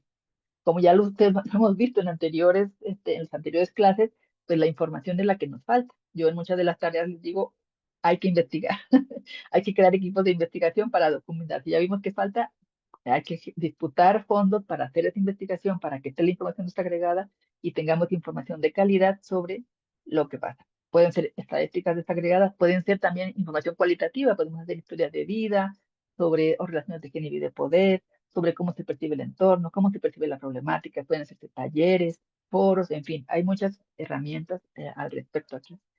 Presupuestos sensibles al género, bueno, ahí hay toda o sea, por ejemplo, alguien decía por ahí en uno de los textos que tiene la clave también, era como, o sea, generalmente llegan los gobiernos, o muchas veces, no sé si les pasa a ustedes, en su ya lo van a decir ahorita, ya que voy a terminar para también abrir otro diálogo. Aquí, por ejemplo, pasa, luego aquí donde vivo en Guadalajara, llegan los gobiernos nuevos y siempre quieren renovar, remozar, poner bonito el centro. El centro, que es un centro generalmente comercial, turístico, pero las orillas, la periferia, no tiene carreteras, no tiene agua, no tiene luz, y nunca se ponen a pensar en eso, o las escuelas se inundan, o no hay escuelas ni siquiera, entonces, ¿cómo pensar en otras, o el agua, cómo acercar el agua, cómo acercar medios de transporte para las niñas, cómo alumbrar una calle que está oscura, en fin, una serie de presupuestos más enfocados o con indicadores más de género, de inicio, de proceso, que pueden ser indicados al inicio de la política, en el proceso y de los objetivos a lo largo del proceso. ¿Qué pasa preguntarnos qué pasa con las mujeres, los hombres, las personas no binarias, las disidencias en este proceso, cómo se van, digamos, comportando, cómo se van afectando, y evaluaciones de autoridad de género con efectos, o sea, qué efectos tiene esta política sobre la desigualdad, cambió o no cambió, y la igualdad, fueron positivos o fueron negativos, siempre preguntarnos eso, porque a veces, como dice la compañera, se plantean políticas que parece que van a ser buenas, pero en realidad los efectos van a ser de mayor carga, de mayores tareas para las mujeres, y se va, en vez de ser triple jornada, va a ser cuádruple jornada o más.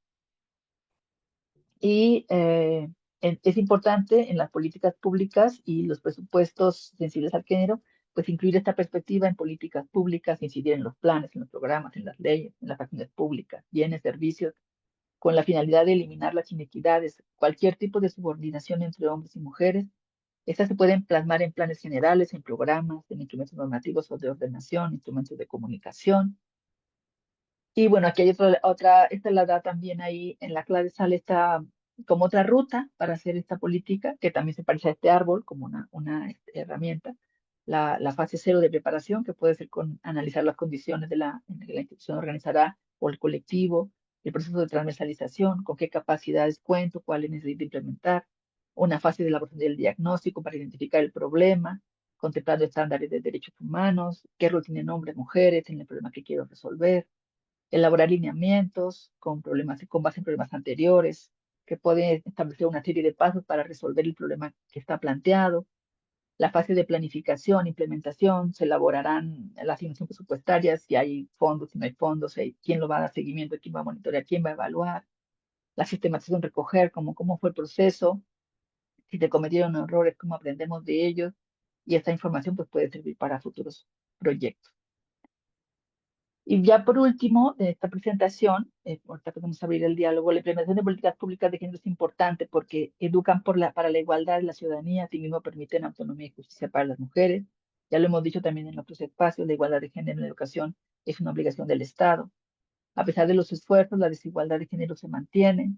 Existen brechas en espacios urbanos y rurales, indígenas, como ya ustedes han mencionado, y sigue vigente la violencia, el acoso a las niñas. ¿Cómo acabar con con este acoso que vivimos, los feminicidios. Bueno, hay muchas cosas que voy a dejar aquí, que se quedan en el tintero, que se quedan en...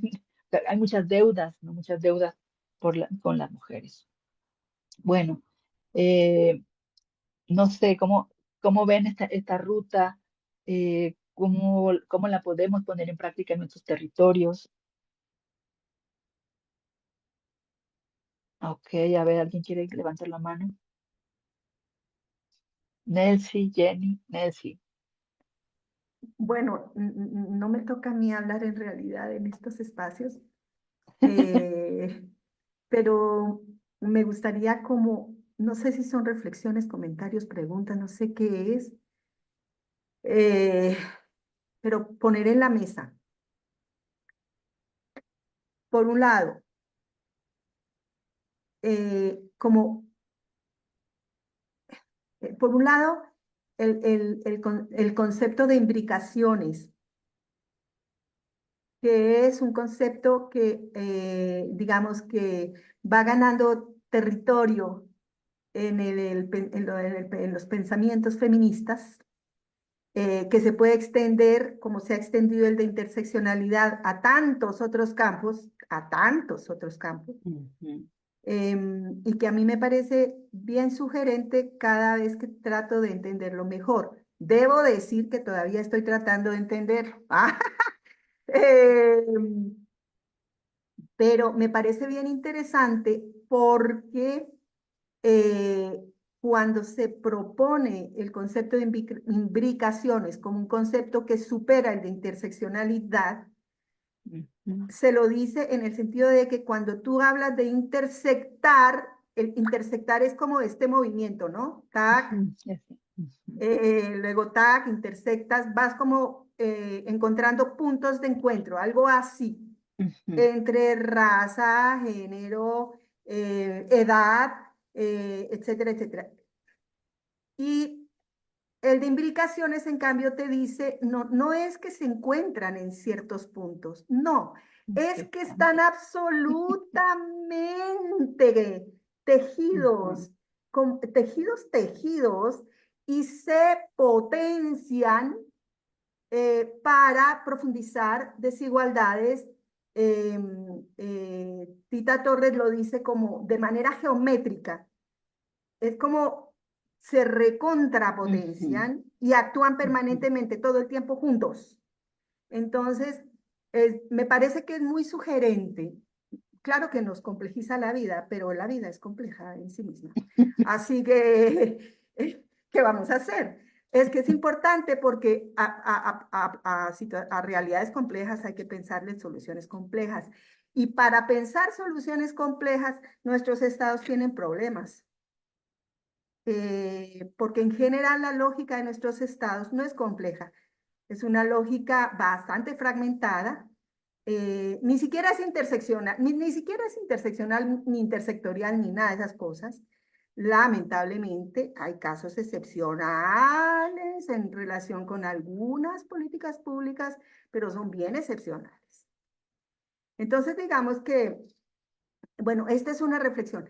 La otra reflexión, la otra idea, no sé qué cosa que quería decir es que me parece cada vez más importante que incorporemos en nuestro quehacer la cuestión de las diversidades sexogenéricas. Que cuando hablemos género, pensemos género y tratemos de integrar género en nuestras prácticas, pensemos más allá de las mujeres. Porque si bien lo decimos, y yo sé que estamos convencidas y convencidos y convencidas de ello, ponerlo como en la práctica no siempre resulta tan fácil, porque venimos de décadas donde género ha sido asociado, menos mal, fue así también con mujeres. Y sin duda la cuestión mujeres y niñas sigue siendo una cuestión central absolutamente, pero como que nuestras sociedades contemporáneas otra vez nos complejizan la cuestión y entonces otra vez tenemos que pensarnos y actuar de esa manera. Eso me parece lo segundo. Lo tercero, yo sé que, miren, yo sé que el trabajo de incidencia en políticas públicas es un trabajo tremendamente difícil. Pero me parece bien interesante algo que dijo Rosy en su charla, y es que las políticas públicas también tenemos que irlas construyendo desde abajo, desde nuestro quehacer diario, sea cual sea el lugar donde estemos. Y a veces no valoramos suficientemente nuestro propio quehacer y nuestras propias experiencias, ni sacamos de esas experiencias evidencias para el diálogo con los gobiernos. Y nuestras experiencias arrojan un montón de evidencias, un montón de evidencias. Por ejemplo, acerca de cómo madres alfabetizadas, madres y padres con oportunidades educativas, acompañan de mejor manera los procesos de aprendizaje de sus hijos e hijas, pero además viven mejor, tienen mejores vidas. Nuestras experiencias diarias deben arrojar un montón de evidencias alrededor de eso. Yo no tengo duda, yo no tengo duda. La cosa es cómo hacemos que esas evidencias lleguen al lugar en donde se toman decisiones. Porque siempre nos echan el cuento de ¿dónde está la evidencia? No, pues la evidencia la tenemos nosotros. Trabajemos nuestra experiencia como evidencia y puede ser un camino. Bueno, no sé, es algo que estamos intentando explorar desde la membresía de CLADE y desde la CLADE regional, porque resulta que el lenguaje de las políticas públicas es un lenguaje sobre evidencias. No es un lenguaje sobre creencias, valores, principios y tal. No, es un lenguaje sobre evidencias. Muéstreme que eso es así. Nosotros sí podemos mostrar que eso es así desde nuestras prácticas cotidianas. Ustedes saben un montón de lo que significa incluir el género, integrar el género en la educación de personas jóvenes y adultas. Bueno, eso hay que transformarlo en lenguaje de evidencia. Hasta ahí me quedo, Rosy. Muchas gracias, Nancy. Muy importantes tus reflexiones y aportes. Ahorita voy a comentar. A ver, Jenny. Sí, gracias. Quería también complementar con una reflexión, considerando la explicación que nos dieron sobre el tema que también está en el documento de las políticas públicas y perspectivas de género. En el documento justo se visualiza y es importante plasmar esta información porque en la consulta que nos hizo cómo aplicar en territorio, creo que también es importante, en el texto nos da una pauta donde dice que el género no debe ser un componente de accesorio, sino que debe ser un eje transversal en todas las etapas del ciclo de las políticas, en este caso desde el diseño, la implementación, el monitoreo y la evaluación. Entonces tiene que ser transversal.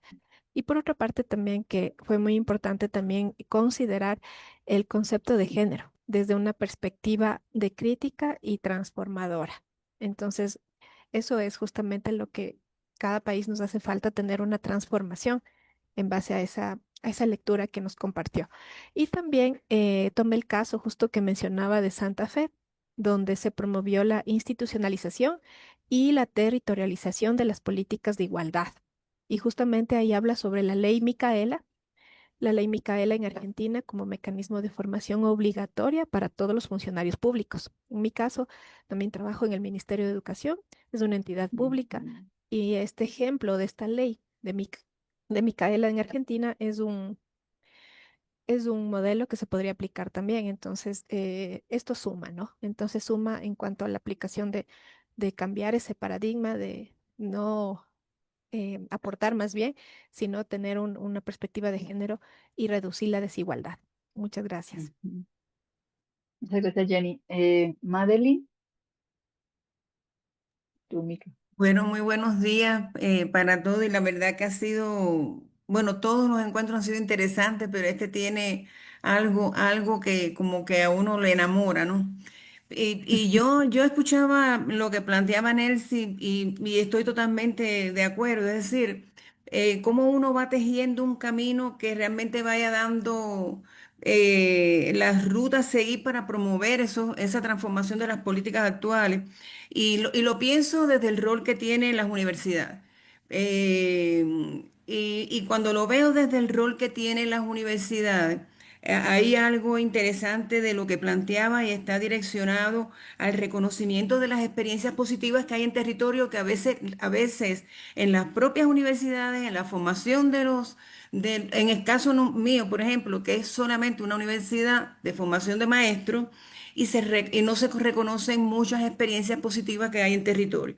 Entonces, claro, uno transita y va tejiendo todo ese entramado en contexto que realmente es complejo y uno se encuentra con experiencias de violencia, de mujeres que han salido de la cárcel, que se han integrado en organizaciones, en racismo, migración. Es decir, que cuando uno reconoce todos esos ejemplos y experiencias que hay en territorio, también uno tiene ese privilegio de conocer lo que hace, por ejemplo, la Fundación Nuevos Horizontes, las Mujeres de Frente, Teje Mujeres, Mujeres Quichua en comunidades originarias. Es decir, hay toda una serie de organizaciones y movimientos populares en territorio que trabajan en función de cómo promover estas políticas que a veces nosotros mismos lo desconocemos.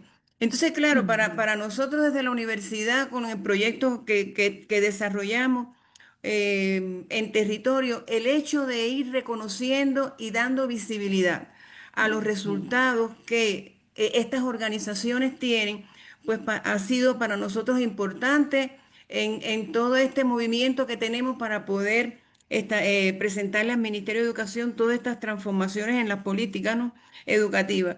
Y en ese sentido, yo les sugiero leer la revista sitiada de Mujeres de Frente. Mujeres de Frente, que es una organización de mujeres que se encuentran en la cárcel, mujeres presas y no presas, y desde las propias historias de vida que han tenido ellas, cómo realmente a uno le enseña. Digo, yo a mis estudiantes prácticamente todos los días, cada vez que les doy clase, le leo un fragmento porque es increíble, es increíble. Inclusive cuando hablamos de término de vulnerabilidad, como me dicen, no, con nosotros no hables no utilice ese término. Es decir, nos han quitado nuestros derechos. Así es como hay que decirlo. No es que somos mujeres vulnerables. Entonces, claro, te cambia toda la percepción que uno tiene también del tema, ¿no? De cuando uno habla de género, que realmente es un tema bien, pero bien complicado y cómo uno tratar de resolver toda esta situación y cómo se implican las universidades, las investigaciones, ellos la hacen desde investigación a acción, lo hacen desde sus historias de vida, es decir, es un acompañamiento permanente para darle voz a ellas. Y por eso les digo, les invito a leer la revista sitiada, que realmente nos enseña a nosotros cómo promover todos estos procesos. Entonces, me parece que dar visibilidad a las buenas prácticas, a las experiencias que ocurren en territorio e ir tejiendo la posibilidad de organizar y de crear, de diseñar, de elaborar esas políticas, tiene que partir de ahí. De ahí. A lo mejor estoy equivocada, pero es lo que nos han ido enseñando todas estas experiencias que desde territorio nosotros hemos ido reconstruyendo para poder, cuando nos digan, ¿y esto cómo hacerlo? ¿Qué experiencia tienen? Mira, aquí está. En los territorios, todo lo que se hace, cómo se hace. Y hay un ejemplo que también, que pudiera parecer simple, pero tuvo una gran connotación cuando aquí en el Ecuador ocurrieron todas estas situaciones en las cárceles, que se suspendieron las clases, los profesores no estaban dando clases, no estaban entrando a las aulas en las cárceles. Sin embargo, Mujeres de Frente utilizó la vía de las cartas, lo que antiguamente hacíamos por correo, y no las dejaban entrar, pero utilizaron una alternativa. Yo le decía a los profesores, pero ¿por qué no lo utilizamos nosotros también? Es una vía para acceder, para que no se sientan solas, para que llegue ese vínculo, esas emociones, ese conocimiento, ¿no? Y claro, yo digo que ir a territorio y dar visibilidad, dar voz a todas esas experiencias que existen, eso constituye un punto de partida importante para todos estos procesos. Esa es la conclusión a la que he llegado realmente. Muchas gracias, Madeline. Aida, ¿se quedó tu Sí, mano arriba? Sí. sí. Quería, quería agradecer porque trajeron el tema de Micaela, de la ley Micaela, porque, bueno, fue justamente en Concepción del Uruguay, es de mi ciudad, eh, este trágico hecho y cómo ha repercutido y ha cambiado las leyes, ha sido un hito en las leyes de protección y también de ESI, que lo enseñamos ellos. Es increíble cómo capacitan eh, a todos, desde los extractos más altos hasta las escuelas, pero también han convertido su espacio físico acá en la ciudad como lugares de ferias, lugares de emprendimientos para mujeres, le han dado un, un sentido social también a lo que ha pasado y revalorizando esto tan injusto que pasó con Micaela. Es emocionante ir y ser atendido por su mamá, por su abuela. Las primeras veces yo lloraba cuando iba, porque es muy choqueante ponerse en ese lugar y realmente es destacable la lucha de las mujeres y la resiliencia que ponen pero bueno, haber llegado a que esto sea una ley de capacitación hacia las fuerzas fue un montón. Así que gracias por traerlo. Gracias, Aida. Rocío, Sí, buenos días. Me buenos quedé días. media ahí sensibilizada con la cuestión de Micaela. Soy de Uruguay, pero conozco el caso, hermano, así que no hay frontera por estos lados. Esa. Gracias. Y, y bueno, en realidad mi aporte es desde experiencias desde otro lugar, o sea que sin embargo se comparten, más allá digo, porque las bases de justicia social o de la búsqueda de un mundo mejor, caminamos hacia ellas, hacia estos horizontes. Y quería compartirles una experiencia que tenemos, por ejemplo, en mi caso, habito el territorio de Salto, en Uruguay, y, y aquí tenemos algo que es una lucha común, que es una lucha que venimos sosteniéndola de los pueblos originarios, que tiene que ver con las semillas como patrimonio de nuestros pueblos, las semillas originarias y nativas.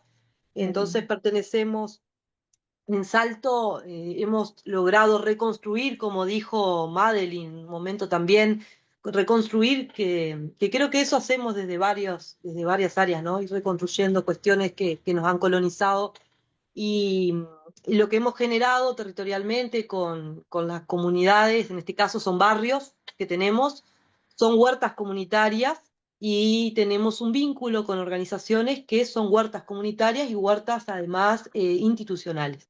O sea, trabajamos con todo lo que tenga que ver organización.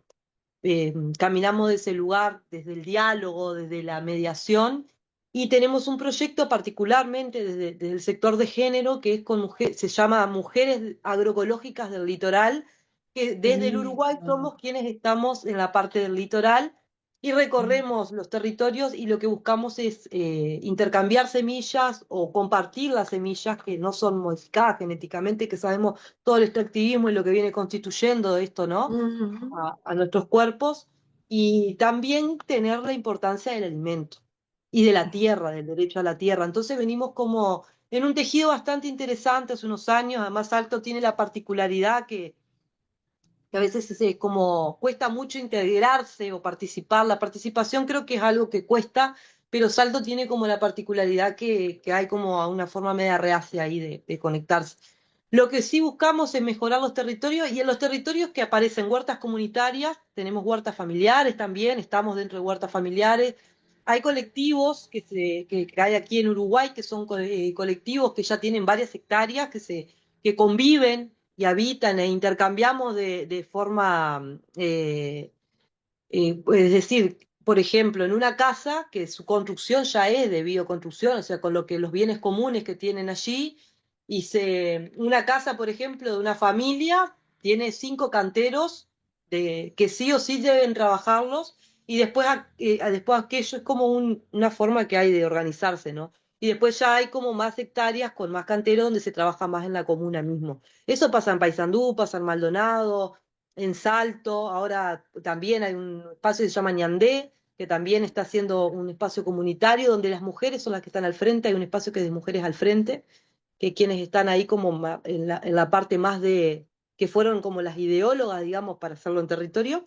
Y a todo esto, a modo de hacerlo conclusión, lo importante es que nosotras no solo que los beneficios que tenemos allí son enfocados solo a las mujeres, sino que tenemos compañeros que también son beneficiados en esto que nosotros estamos construyendo. Es decir, por ejemplo, si nosotras presentamos dentro, porque acá en Uruguay se trata de luchar para tener el Plan Nacional de Agroecología en esto de lo público, ¿no? Que de reconocimiento, para que sea el reconocimiento desde el Plan Nacional de Agroecología, que bueno, que se vienen algunas cosas conquistando, otras vienen siendo más demoradas, pero también estamos, por ejemplo, con Amigos de la Tierra, que es una red latinoamericana, que tenemos financiamiento desde ahí, acá en Uruguay, y hacemos talleres de género, que ahí ya participan, en realidad en general, ¿no?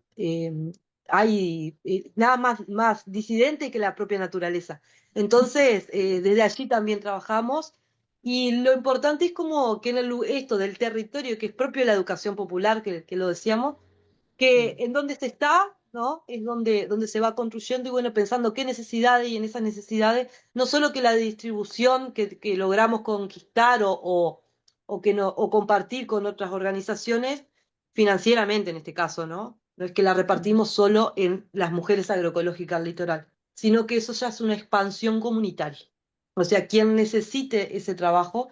Y trabajamos mucho con las mingas también, o las mincas, que bueno, depende del territorio y cómo se les nombre, pero también Vale. somos de hacer ese intercambio y es algo que en Salto es como una novedad, porque esto apareció en el 2019 en territorio. Muy bien. Sí, y por ahí. Entonces, bueno, y quienes más lo sostienen somos las mujeres, pero como digo, es amplia la participación y bueno, y eso nos parece algo importante. Hay que ver después, bueno, cómo lo caminamos para que sea una política pública, quizá, Vale. ¿no? Pero para eso andamos Puedes con el ir Plan Nacional. cerrando, querida? ¿Cómo? ¿Puedes ir cerrando? ¿Ya? Eso, Va, ya, va. Ok. hasta ahí. Sí, miren,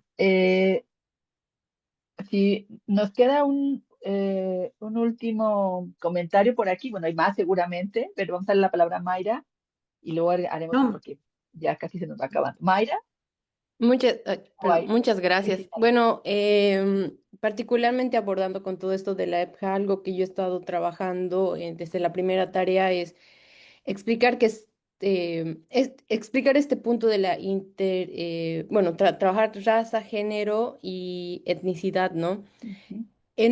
Raza, género y etnicidad, en un contexto donde sí es posible hacer políticas públicas, como es el caso de Bolivia con el programa Robóticas, ¿no?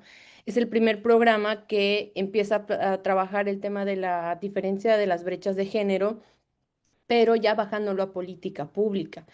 Es decir, se trabaja solamente con niñas y con adolescentes de las áreas rurales de Bolivia y se las identifica a partir de olimpiadas académicas, de participaciones en concursos, para que puedan ser capacitadas en las áreas de las TICs, ¿no? He visto que el avance a lo largo de este programa, que como que empieza el 2017-18, financiado por la UNESCO, perdón, financiado por UNICEF y por el Estado, alcanza a ver que las niñas que han recibido capacitación logran entrar a una universidad, pero logran acceder a estas carreras que son masculinizadas, ¿no? Como ingeniería, química, Ujú. física, etcétera.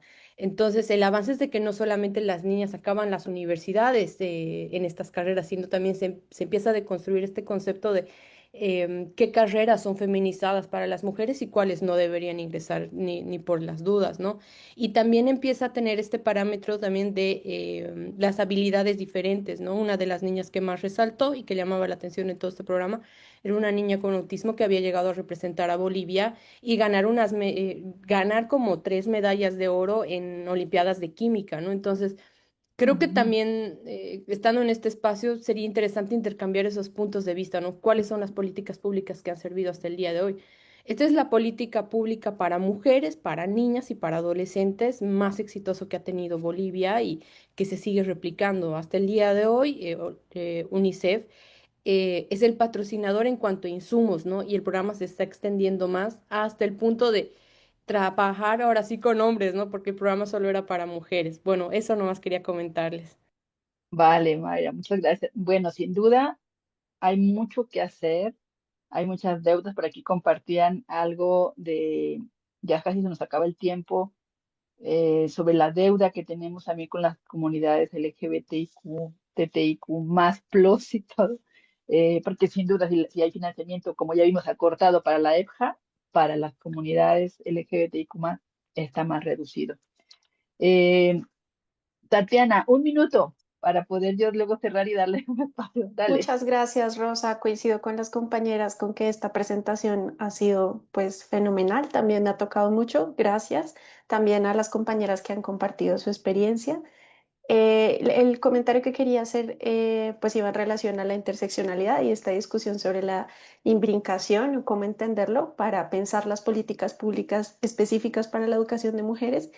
Pienso que es muy útil esta reflexión, esta discusión, porque justo siento que, pues digamos, desde el área donde yo trabajo en el Ministerio de Educación Nacional, estamos pensando procesos de alfabetización informal que tengan en cuenta los saberes previos de las personas adultas y dándole una mirada, o sea, para mí esta clase ha sido como muy reveladora porque efectivamente partir de reconocer los saberes previos de las mujeres que aunque no tengan el código lectoescrito, desde sus comunidades, desde sus territorios, tienen un montón de saberes, parte de tener una mirada interseccional o desde la imbricación de opresiones que permite reconocer también como cuidadoras también de vida, aunque no sea pues necesariamente bueno, con toda la complejidad que implica el cuidado, ¿no? Que ya hemos reflexionado. Pero, por ejemplo, lo que mencionaba ahorita la compañera de Uruguay sobre el trabajo de semillas, sobre todo el trabajo que han hecho las mujeres, o sea, siento que es un punto de partida útil para que cuando pensemos las políticas públicas enfocadas desde una mirada de las necesidades de las mujeres adultas, reconozcamos su punto de partida. Y podamos potenciarlo, ¿no? Reconociendo también que si hubo unas condiciones estructurales de opresión que las llevaron a estar en estas condiciones, también esas condiciones le han permitido tener otros conocimientos y otras capacidades y habilidades, incluso desde los mismos roles asignados del cuidado, al estar, digamos, en cercanía de la tierra, de la cocina, en fin, de las Vale. semillas, de... Entonces, eso, muchas gracias. Muchas gracias. No, pues yo muy agradecida de que sea útil esta reflexión. Como yo les decía, no es todo. Hay mucho más que seguir viendo porque una sesión de tan poco tiempo es poco. Y quiero señalar algo que esto que decía Nelcy me parece súper interesante, lo que ella llama imbricación. Decirles que con las feministas de la Red Alforja y de SEAL hemos trabajado de hace ya varios años con un concepto que se llama la trenza de la dominación, que es esa imbricación, ¿no? O sea, es la tendencia de la dominación capitalista, patriarcal, colonialista, que está todo imbrincado y tenemos que hacer una trenza de la liberación. De hecho, ahora en junio vamos a tener la Escuela Feminista Comunitaria y Popular, es la tercera escuela, estamos en nuestro tercer año haciéndola, y hay unos documentos que no lo estoy pidiendo que me los pasen sobre esta trenza de la dominación y de la liberación. Lo voy a compartir a María para que luego lo suba a la red. Creo que tenemos que hacer ese tipo de análisis, de decir cómo está en nosotras mismas metido el sistema de dominación y cómo lo tenemos que sacar y cómo visibilizarlo.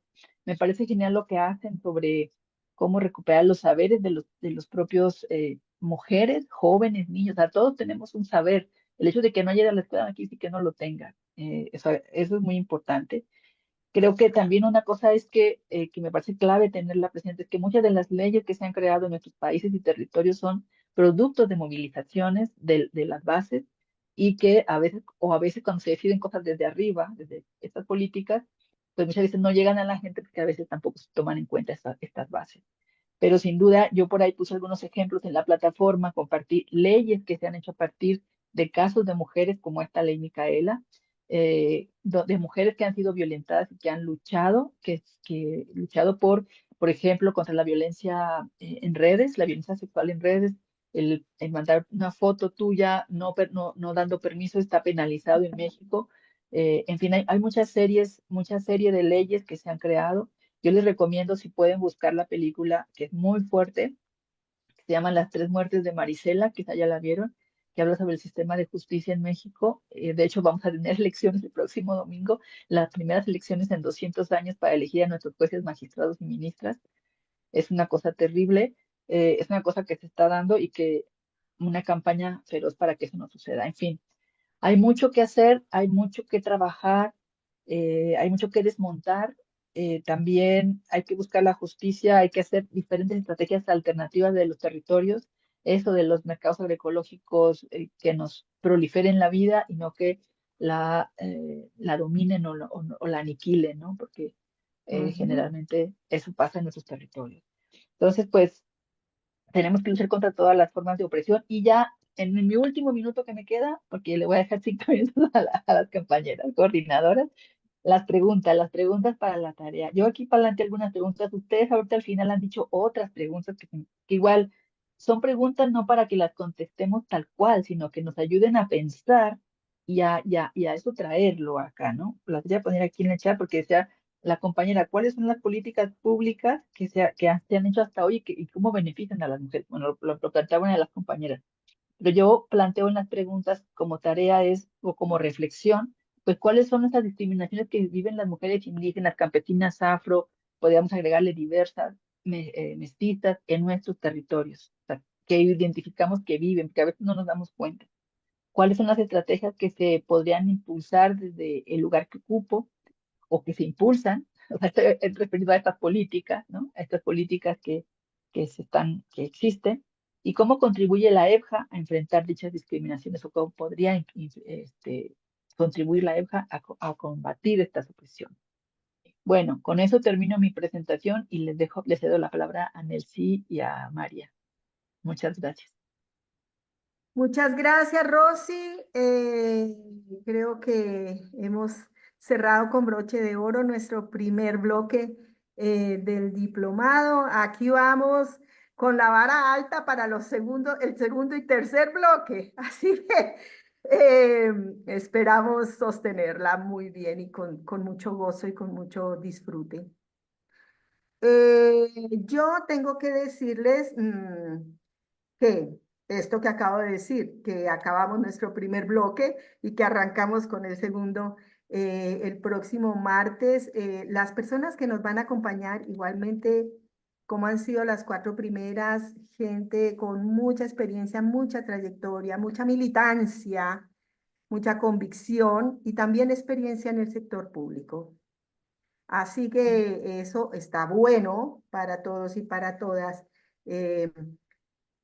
También tener, ¿no? Entonces hemos tenido voces desde el mundo global, desde el mundo internacional, la UNESCO, la UIS, etcétera, etcétera. Hemos tenido ya voces desde la academia también, con Federico y Agostina. Hay voces desde el movimiento social con Rosy. No sé si notan esta diversidad, pero está bueno notarla, porque son perspectivas diferentes y modos distintos de ver la cuestión y complementarios que deberían imbricarse.